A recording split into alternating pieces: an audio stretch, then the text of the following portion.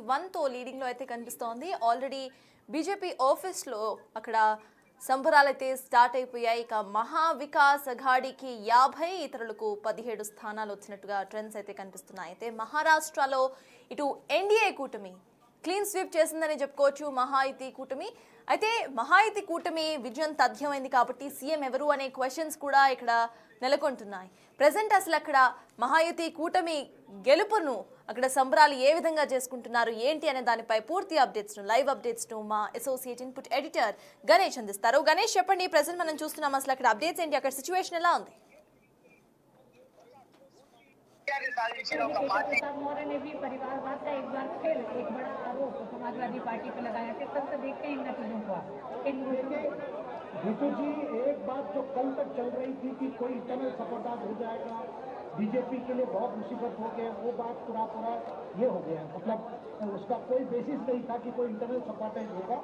BJP ने काफी हद तक इकट्ठा चुनाव, ये जो बाई इलेक्शन एक बड़ा प्रेस्टीज बैटल था लोकसभा के बाद, एक प्रकार से योगी सरकार के सामने जो एक राजनीतिक संकट की जो हमेशा एक ये थी कि अगर ये సర్తాజ్ పూర్తి విజయాన్ని సాధించిన ఒక పార్టీ ఏ విధంగా ఒక వాతావరణం ఉంటుందో ఆ పార్టీ కార్యాలయం వద్ద అదే వాతావరణం మనకు కనిపిస్తుంది. మనం బీజేపీ ప్రధాన కార్యాలయం ఏదైతే ఎల్ఐసి బిల్డింగ్ కార్యాలయం ఉందో బీజేపీ ప్రధాన కార్యాలయం మనకు కనిపిస్తుంది. ఎల్ఐసి బిల్డింగ్ దగ్గర పూర్తి ఉత్సవవంతమైన వాతావరణం కనిపిస్తుంది.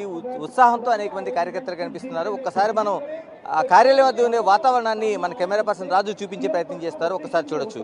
అంటే పూర్తిగా బీజేపీ శ్రేణులు పెద్ద ఎత్తున ఇక్కడ చేరుకున్నారు. దాదాపుగా మెజారిటీ స్థానాలు ఇప్పటికే దాదాపుగా 228కి పైగా స్థానాలు గెలుచుకున్నట్లుగా ప్రకటించారు. మరోవైపు ఆధిపత్యంలో ఉన్న స్థానాలు 225, గెలుపొందిన స్థానాలు 128గా ఇప్పటికే ప్రకటించడంతో పూర్తి స్థాయి ఆధిపత్యం వచ్చినట్టుగానే మనం చూస్తున్నాం. బీజేపీ కార్యాలయం వద్ద సంబరాలు నెలకొన్నాయి. మరోవైపు బీజేపీకి సంబంధించిన ఏదైతే మనం చూస్తున్నాం, బీజేపీ ఒక పూర్తి మెజారిటీతో బీజేపీ 130 స్థానాలతో మెజారిటీ సాధించింది. 149 స్థానాల్లో పోటీ చేస్తే 130 స్థానాలను సాధించింది. మరోవైపు ఎన్సీపీ అంటే అజిత్ పవార్ది 59 స్థానాల్లో పోటీ చేస్తే 34 స్థానాలు సాధించింది. షిండే శివసేన 53 స్థానాలు 81 స్థానాల్లో పోటీ చేస్తే దాదాపుగా 53 స్థానాల్లో గెలుపొందినట్టు, అంటే గెలుపొందడానికి విజయావకాశాలు కనిపిస్తున్నాయి.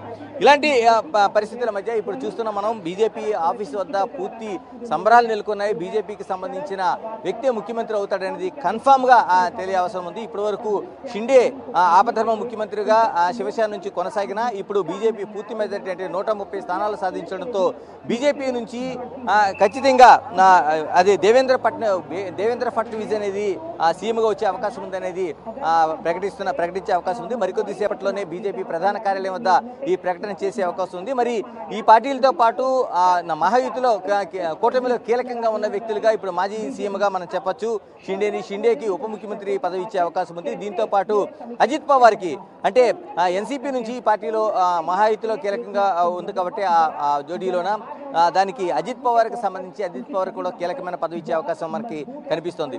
ఈ టోటల్గా బీజేపీ పూర్తిగా ఒక స్వీప్ చేసింది అని చెప్పాలి. మహాయుతిగా ప్రయాణం చేసిన తర్వాత ఎన్డీఏ ఒక మహారాష్ట్రలోన కీలకంగా నువ్వా నేనైనా పోటీ జరుగుతుందనేది అనేక విశ్లేషణలు వెలువడ్డాయి. ఏదైతే ఎన్నికల తర్వాత దానికి సంబంధించిన అనేక విశ్లేషణలు సైతం హోరాహోరీగా ఉంటుందని చెప్పడంతో పాటు మరోవైపు బీజేపీ కూటమికి ఎక్కువ శాతం మనకి ఎగ్జిట్ పోల్స్ అనేవి అవకాశం కల్పించాయి. కానీ దీన్ని కాదని కాంగ్రెస్ అనేక ప్రకటనలు చేసింది. ఈసారి అధికారం మాదే అంది. కానీ మనకి రిజల్ట్ చూసుకుంటే ముందు నుంచి కూడా పోస్టల్ బ్యాలెట్ నుంచి కూడా పూర్తి స్థాయిలోనే మనకి బీజేపీ చెప్పినట్టు దేవేంద్ర ఫడ్నవీస్ కి ఇక్కడ విజయం అంటే సీఎం సీట్ అయితే ఆయనకే వస్తుందని మీరు చెప్పారు. అయితే ప్రెసెంట్ మనం చూసుకుంటే షిండే వర్గం మాత్రం కంప్లీట్ గా దేవేంద్ర ఫడ్నవీస్ సీఎం అంటూ బీజేపీ కావాలని ఏకపక్షంగా ప్రవర్తిస్తోంది అంటూ వాళ్ళు చెప్తున్నారు. అయితే చీలికలు ఏమైనా వచ్చే అవకాశం ఉందా, లేకపోతే డిప్యూటీ సీఎం హోదాతో ఆయన ఓకే అయ్యి అక్కడే ఉండే అవకాశం ఉందనుకోవచ్చు? అసలు ఎట్లా ఉంటుంది అనుకోవచ్చు మనం? ज्ञानी माने जाते हैं, लेकिन यहाँ शेर और मात होती है। तो मराठवाड़ा के क्षेत्र में भी आप देखिए कि बीजेपी का जो प्रदर्शन है 2024 में वो उल्लेखनीय है। और उल्लेखनीय इसलिए कि तमाम मुद्दों को समझकर और विलिंग वोटर्स को हम मान सकते हैं गहन तरीके से हाथने की कोशिश जो बीजेपी ने पेनिट्रेट किया है। ఇందులో చీలిక వచ్చే అవకాశం దాదాపుగా లేకపోవచ్చు. ఎందుకంటే దాదాపు 81 స్థానాల్లో షిండే శివసేన పోటీ చేస్తే అందులో 53 స్థానాలు మాత్రమే ఆ పార్టీ గెలుచుకునే అవకాశం అయితే కనిపిస్తుంది. మరోవైపు అజిత్ పవార్కి సంబంధించిన పార్టీ ఏదైతే ఉందో ఈ పార్టీ దాదాపు 59 స్థానాల్లో పోటీ చేస్తే 34 స్థానాలను గెలుచుకునే అవకాశం ఉంది. కాబట్టి ఏదేమైనా షిండే విడిపోయినా సరే బీజేపీ ప్రభుత్వం ఏర్పాటు చేయడం ఖాయమని తేలిపోతుంది. కాబట్టి షిండే వర్గం శివసేన షిండే వర్గం నుంచి ఎటువంటి చీలిక ఉండే అవకాశం మనకు కనిపించట్లేదు. అంటే ఇప్పటికే బీజేపీ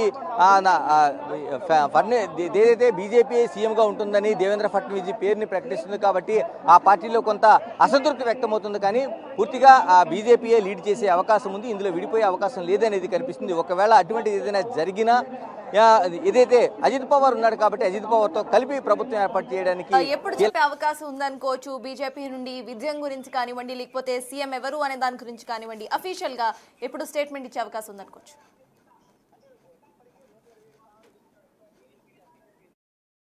బీజేపీయే లీడ్ చేసే అవకాశం ఉంది. బీజేపీ సీఎంగా వచ్చే అవకాశం స్పష్టంగా కనిపిస్తుంది. और शिवसेना जो लगातार कह रहे थे कि ये हमारा वोट बैंक है, उस वोट बैंक की राजनीति को अपने नतीजों में तब्दील करते हुए नजर नहीं आए और कहते हैं कि विधायक अगर आपने जीता అంటే ఇప్పటికే 127 స్థానాలు గెలుచుకున్నట్లుగా బీజేపీ అఫీషియల్గా ఎన్నికల కమిషన్ ప్రకటించింది. 188 స్థానాల్లో మొత్తంగా ఈ కూటమి మహాయుతి కూటమి వచ్చే అవకాశం ఉంది. కాబట్టి ఇప్పటికీ 125 స్థానాలు మాత్రమే ఎన్నికల కమిషన్ ప్రకటించింది. మరొక గంటలో ఇప్పుడు 12:15 అవుతుంది. కాబట్టి మరొక గంటలో పూర్తిగా ప్రకటించే అవకాశం ఉంది. ఈ పూర్తి ప్రకటన వచ్చిన తర్వాత అంటే 52కి